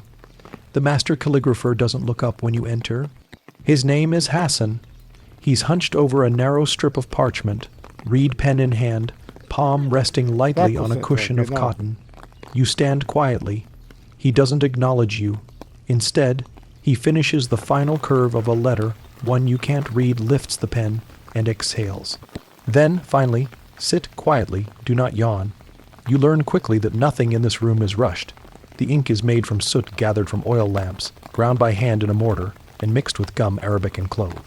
Each batch is different, and each one behaves differently, depending on the time of day. Hassan shows you this the second afternoon. He holds up two strips of paper, one written just after noon, the other just after the Kalila nap. Both say the same thing, but one has lines that blur, soften at the corners, the other, sharp, intentional, rested. He doesn't explain. He just nods and sets them both aside, and you begin to understand. Ink dries differently depending on when you sleep. The scriptorium has its own rhythm. No loud bells, no shouting. Just the scratch of pen tips, the creak of wooden stools, and the occasional cough when someone forgets how dusty ground ink can be. And in the late afternoon, a strange silence falls over the room. Not because they stop working, but because they all nap, together, quietly, exactly 21 minutes, no more, no less. Their mats are thin, just folded blankets laid across a raised wooden platform. They lie in rows, heads all turned toward the east wall, where a single poem is inked directly into the plaster. A verse from Rumi. You don't know what it means, but they look at it just before they close their eyes. As if the poem will finish writing itself in their dreams. You ask one of the younger scribes, "Why do you all nap at the same time?" He shrugs, "Because the mind must rest before it repeats itself." You tilt your head. "What do you mean?" He smiles, dry. "Too little sleep," and every sentence becomes the same apology. They don't dream here, at least not out loud. Dreams aren't forbidden like in the barracks. They're just considered inefficient. You learn that a well-timed nap prevents ink smudges, that late-day letters tilt slightly downward, that writing after dusk without sleep makes the pen tremble. No one gets punished for it, but their work is set aside. Never bound, never copied, because in this empire, rested words are the only ones worth repeating. Hassan tells you a story once, near the 5th day. There was a poet who wrote during storms, slept during sunsets, and refused to follow the nap bells. What happened to him, you ask? He taps his brush against a bowl. His poems were beautiful and useless. The court refused to read them. You think about that all evening, not because you're a poet, but because somewhere in your ribs, a quiet voice asks, what if beauty isn't the goal? What if it's rhythm, repetition, obedience? What if sleep isn't rest? But alignment, later that night, you clean the inkstones, the grit sticks to your fingers, the water runs gray, and the floor beneath your knees is still warm from the late sun. You find a scrap of parchment tucked behind a shelf. On it, a single word, written 3 times, each one more tired than the last. You lie down that night not in a bed, but in the scriptorium itself. Hassan allowed it just this once if you promised not to snore. You lie on your side, facing the poem on the wall. Your breath slows. The scent of clove and dust hangs in the air, and the faintest creak of a reed pen, left soaking, keeps you tethered to the moment. You close your eyes and wonder what stories were never told, because someone fell asleep too early to finish them, but that. The smell hits you first, not unpleasant, just sharp, a blend of ash, resin, and pressed rose petals, the kind of scent that doesn't fill a room. It lingers in its edges. You blink against the morning light spilling through thin paper windows. Today, your duties bring you to the scriptorium, not for ceremony, not for law. Just ink. Ink and the men who grind it, spill it, breathe it. They say writing is sacred in the empire. Each letter drawn not just for meaning, but for memory. A single wrong flick of the reed pen can ruin an entire hour's worth of work. That's why every scribe in the Ottoman palace has two tools at all times, a knife and a nap schedule. The master calligrapher doesn't look up when you enter. His name is Hassan. He's hunched over a narrow strip of parchment, reed pen in hand, palm resting lightly on a cushion of cotton. You stand quietly. He doesn't acknowledge you. Instead, he finishes the final curve of a letter. One you can't read lifts the pen and exhales. Then, finally, sit quietly, do not yawn. You learn quickly that nothing in this room is rushed. The ink is made from soot gathered from oil lamps, ground by hand in a mortar, and mixed with gum, arabic, and clove. Each batch is different, and each one behaves differently, depending on the time of day. Hassan shows you this the second afternoon. He holds up two strips of paper, one written just after noon, the other just after the Kalila nap. Both say the same thing, but one has lines that blur, soften at the corners. The other, sharp, intentional, rested. He doesn't explain. He just nods and sets them both aside. And you begin to understand. Ink dries differently depending on when you sleep. The scriptorium has its own rhythm. No loud bells, no shouting.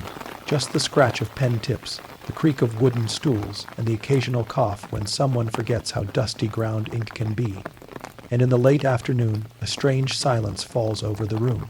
Not because they stop working, but because they all nap, together, quietly, exactly 21 minutes, no more, no less.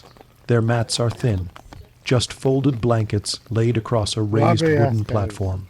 They lie in rows, heads all turned toward the east wall where a single poem is inked directly into the plaster. A verse from Rumi. You don't know what it means, but they look at it just before they close their eyes. As if the poem will finish writing itself in their dreams, you ask one of the younger scribes, "Why do you all nap at the same time?" He shrugs, "Because the mind must rest before it repeats itself." You tilt your head.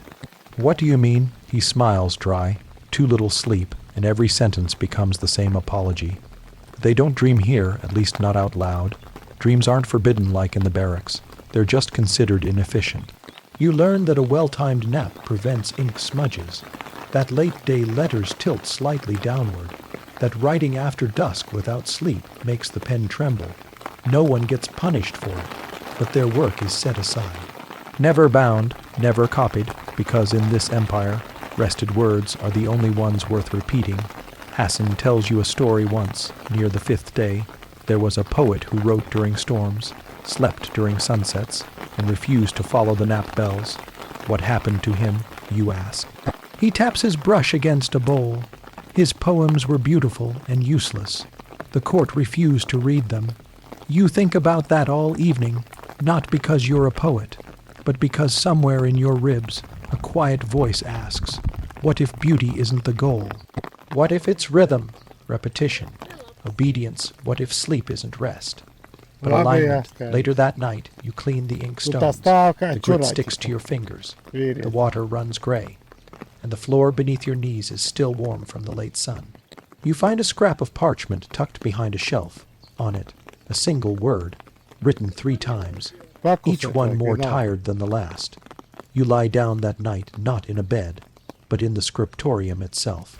Hassan allowed it just this once if you promise not to snore. You lie on your side, facing the poem on the wall. Your breath slows. The scent of clove and dust hangs in the air, and the faintest creak of a reed pen, left soaking, keeps you tethered to the moment. You close your eyes and wonder what stories were never told, because someone fell asleep too early to finish them. But that. The first thing you notice is the sound, not the call to prayer, not the scratch of a pen, but murmuring, low, soft, like wind trying to explain itself. You blink against the dim light. A brazier crackles in the corner. The air smells of scorched sugar, cardamom, and boiled stone. You're no longer in the palace. You're in a coffee house, one of the quieter ones, tucked near the northern border, a place where men whisper, and no one naps unless they're watched. The owner's name is Yusuf. His beard is short, his fingers yellowed with tobacco. He doesn't greet you. He just points to the corner stool beside the samovar. You sit and wait. That's the first rule here. Sleep and you're forgotten. Watch and you might learn something. In most of the empire, naps are sacred. But here they're suspicious, because this is where the unwritten lives, where ideas ferment like overcooked tea, where students come to memorize poetry they're not supposed to know. And nothing makes the officials more nervous than a room full of people who are too tired to forget. You're here to deliver a ledger, but Yusuf lets you stay. He doesn't ask your name, just gestures toward a cup. You drink, it's bitter, so bitter your teeth ache. But you don't say anything, because that's the second rule. The more bitter the coffee, the longer you stay awake. They come in waves, the poets, the teachers. The disgraced scribes, some in patched coats, others in silk they no longer deserve. They all sit, all drink, and no one lies down. You ask Yusuf softly, don't people rest here? He wipes down a copper tray and grunts. If they do, they stop thinking. If they stop thinking, they stop coming. And if they stop coming, the empire wins. You smile, but you understand, because the nap, once sacred, has become obedience in this place. And to refuse it even for an hour is to reclaim something small but real, your time, your thoughts, your ability to notice. One man, older, one hand trembling, recites a line of poetry so softly you almost miss it. To sleep in peace is to sleep in chains. No one claps, but a few nod. One even bites his lip like he's swallowing an old truth. They say the Sultan banned coffee for a time. Too stimulating, too disruptive, but it didn't work, because people wanted to stay awake. To talk, to listen, to remember, and in that memory, power flickered. Tiny, fragile, but real. You sit until your legs go numb. The room spins slightly. The oil lamp crackles, and your cup goes cold. You don't drink more. You just watch, and slowly realize the men in this room aren't resisting with weapons. They're resisting with wakefulness, because in this empire, silence was crafted through structure. And naps like taxes and titles were handed down with purpose. But here, beyond the guards, the rules, the scrolls, people are staying up on purpose. One man falls asleep by accident, a student. Thin shoulders, ink on his cuffs. He leans too far against the wall, his eyes close. Yusuf walks over, not angrily, just gently places a wet cloth on the boy's neck. He startles, sits up. Yusuf whispers, later. Sleep when the words are safe. You leave just before dawn. The horizon bleeds pink. Your hands smell of burnt cardamom and ash. You find a bench near a fountain and finally let your body collapse, not in rebellion, not in surrender, just in quiet need. And as sleep tugs at the edges of your thoughts, one strange idea settles. What if sleep itself was never neutral, but always a question of who you trust to keep watch? But that is a story for tomorrow night. The room is high and narrow. You step through a carved wooden door and into shadow. It smells of melted wax, copper dust, dried figs, and something colder, not night, not fear, just the sensation of waiting. The windows are tall and arched, rimmed in faded blue, and through them you glimpse the sky not soft and gentle, but sharp with stars. This is where the empire keeps its astrologers, not mystics, not dreamers. Mathematicians in silk robes measuring silence. You were told to deliver a map, nothing more. But the man who greets you says otherwise. His name is Bayezid. He wears a robe embroidered with lunar patterns and ink stains on both sleeves. He looks you over once, then gestures for you to sit. You'll stay till second moonrise. He says, you blink, but that's not until tomorrow. He nods, then you'll need to nap before dawn. And just like that, your sleep is no longer your own. Here, nothing is accidental. They mark their scrolls not just by date, but by which planet was dominant during transcription. Their ink is stirred according to the moon's pull. Their candles are snuffed during eclipses. Their mid-day rest, if it comes at all, is determined by Saturn's ascension. You watch one man sit for hours before scratching a single symbol onto parchment. Another grinds pigment under starlight, muttering timekeeping verses under his breath. And all of them sleep, but never at the same time, and never without charting it first. Bayezid leads you to a narrow cot behind a brass astrolabe. He hands you a folded cloth, still warm from someone else's body. 53 minutes, he says, no more. You lie down stiffly. Try to slow your breathing. The cot rocks slightly as if floating. He places a bronze weight at your feet. When the balance shifts, your time is up. Then he leaves. And you're alone with the ticking of stars. You try to sleep, but the thought lingers. What happens if you dream something the stars didn't predict? They believe dreams can disrupt, not inspire, not soothe. Disrupt, because dreams happen without calculation, without ephemerides, without permission. A true astrologer sleeps only when all is aligned: body, planet, emperor, wind. If the sky is wrong, they stay awake. If the sky is right, they drift into sanctioned darkness. In the morning, you wake to Bayezid pouring tea beside a sundial. He does not ask how you slept. Instead, he points to the horizon. The crescent has slipped. We missed it by 7 breaths. His voice is calm.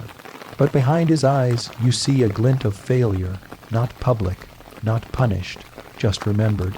They record everything here, not just eclipses and solstices, but naps, each one documented hour, angle, moon phase, posture. Whether the nap brought clarity, whether the body twitched, whether a dream left residue on the waking voice, Bayezid shows you a logbook, a single entry dated 6 years prior. Rested between Mars and Mercury, dreamt of burning trees, predicted fire in the Haymarket, proved correct 3 days later. You raid another, did not nap as instructed, missed omen of silver rain, execution followed. The note is underlined. Twice you begin to understand why they sleep so little here, why they lie on stone cots, why their blankets are thin, why no one, not even the old ones, let their dreams run loose, because here, sleep is accountable. And dreaming without permission, that's practically rebellion. That night, you share the cot again. You are told to sleep at moon's split, when Jupiter rises behind the arch, but your body disobeys. You lie there, eyes wide. And though you try to quiet your thoughts, they drift to the coffee house, to the calligraphers, to the janissaries and wet nurses and vinegar rooms. Each nap you've witnessed, timed, taxed, tamed. Each one a strange contract between body and empire. You close your eyes eventually, but when you wake, Bayezid is standing beside you. He looks down, unreadable. You slept outside the alignment, he says. A pause. What did you see? You hesitate, then answer. I dreamt of wind breaking the hourglass. His eyes narrow, then soften. You're not one of us, he says. You still think dreams are just stories. Later, as the astrologers gather for morning observations, you sit near the open window. The sky is pale now. You can see rooftops, pigeons, smoke curling from the baker's dome. You breathe deeply, not to memorize, not to align, just to exist and wonder. What if the stars don't care when you sleep? What if they only watch and wait for you to stop pretending they ever did? But that is a story for tomorrow night. The stairs are uneven, slippery, worn down by wet sandals and patient feet. You hold the torch high, but it barely cuts the dark. This is not the empire you've come to know, not gold or ink or calendars. This is the underneath, where water breathes, where light is a visitor. You descend, step by step, into the cisterns. The air grows colder, but not sharp, just damp, soaked in stone. It smells of old rain, mildew, and moss so ancient it no longer tries to grow, it simply clings. Far below you hear it, the slow drip of water, like a clock too bored to keep pace. You reach the bottom, and you are not alone, the cistern. Keepers don't speak much, they nod once, hand you a torch bracket, then return to their tasks, checking water levels, clearing leaves, listening. Yes, listening, because sound is sacred down here. Every leak has a rhythm, every echo a story, and every nap must be timed by water. You meet the elder first, a woman named Esma. She sits beside a narrow trench with her eyes closed and her feet bare. You think she's asleep, but then she speaks quietly. 3 drips, then silence. That's when you rest. You ask, how long? She opens one eye. Until the echo changes. There are no clocks in the cistern, no bells, only the echo, the space between drop and sound. The waystone speaks back after a ripple, and when the echo shortens, you rise. That's the rule, because a shorter echo means the chamber is filling, and when it fills too fast, the city above is in danger. You are given a mat not cloth, but reeds bound tight. It smells of mold. Your spot is beside a crumbling column where torchlight barely reaches. Your task is simple. Lie still, listen, wake when the water tells you. The first nap comes easily. The dark helps. So does the hum, the constant, fluid hush of liquid against stone. You close your eyes and dream of silver threads falling from the ceiling, stitching the earth to the sea. You wake not from sound, but from its absence. No drip, no echo. The silence is too perfect. You sit up. Esma is already moving, torch in hand. The east wall drain has clogged. She says, later you ask her how long she's worked here. She wipes her hands on her skirt. Since I was 10. You never wanted to leave. She smiles faintly. Above ground, people sleep to escape the day. Down here, we sleep to understand it.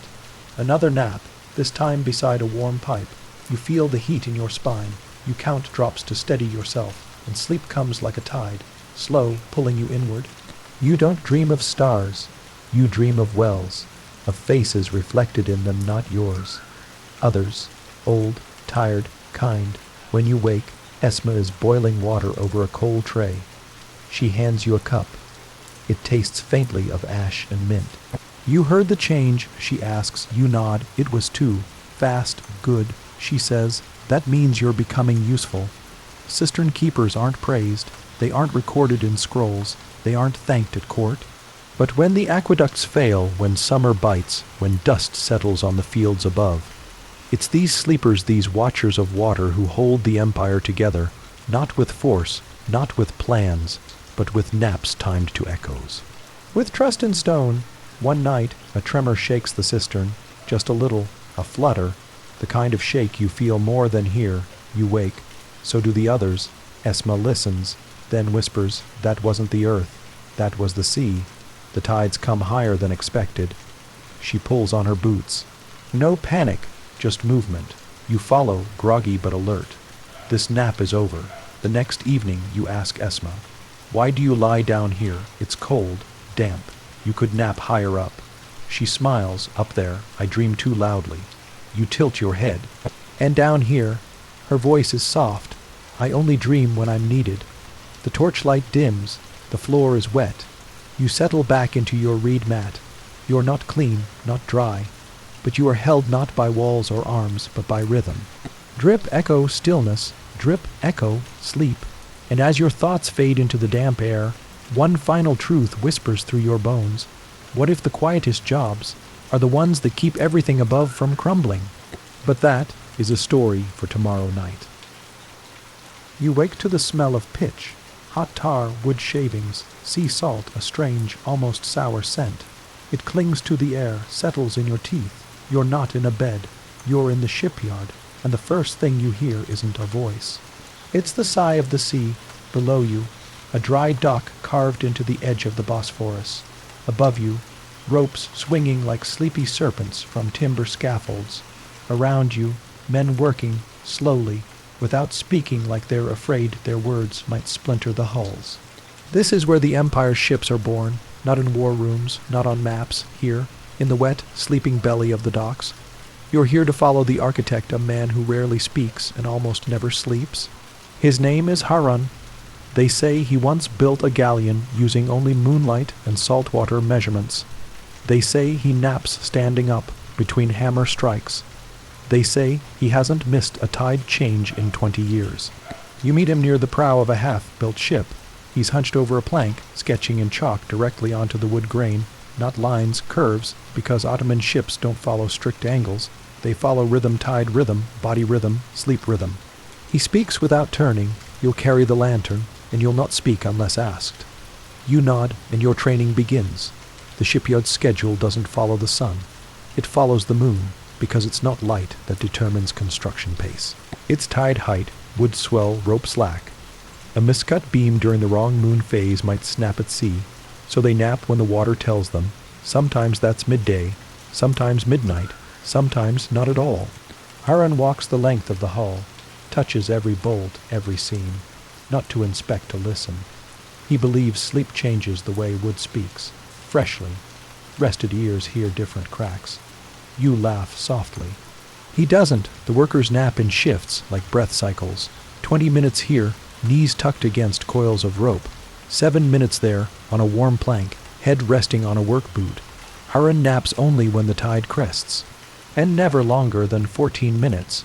You see him do it once stretched flat beneath a beam, covered in sawdust, eyes closed, hands folded, like driftwood waiting for a current.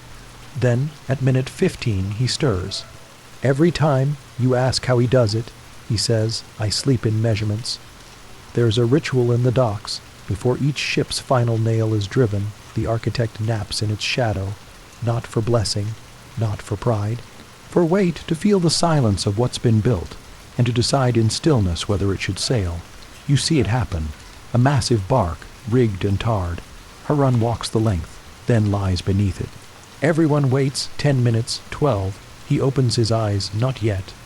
And just like that, 20 men begin disassembling part of the rudder. No questions, just trust in the nap. The ocean waits for no man. But in the Ottoman shipyards, every nap is a negotiation with water. Rest too long, the tide drags you backward. Rest too little, your hands shake mid. Cut, so they nap in motion. One shoulder against wood.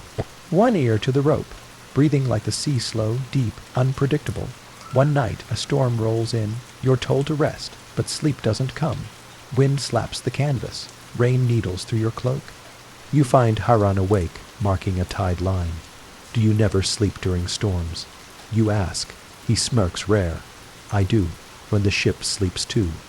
He lets you lie beside the hull, sawdust in your nose, salt on your lips. The hull above you groaning like an old man telling secrets in his sleep. You close your eyes and you feel it, the sea turning in its bed. You dream of ropes that whisper, of anchors that don't hold, of a map with no ink, just absence. You wake to a hammer striking once, then silence, then again. 3 strikes, the signal, a new day, a new tide, a new nap waiting somewhere between the wind and the wood. And as you rise, joints stiff, breath slow, one truth leans against your ribs like a damp plank. What if a ship doesn't sail because it's built well, but because someone slept just enough to know it should? But that is a story for tomorrow night. The halls are quieter here.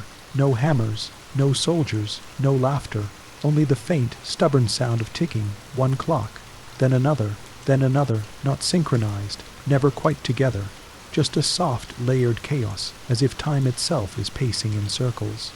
You follow the sound into the time room deep inside the palace, past the laundry, past the prayer courtyard, past the echo of arguments left unresolved.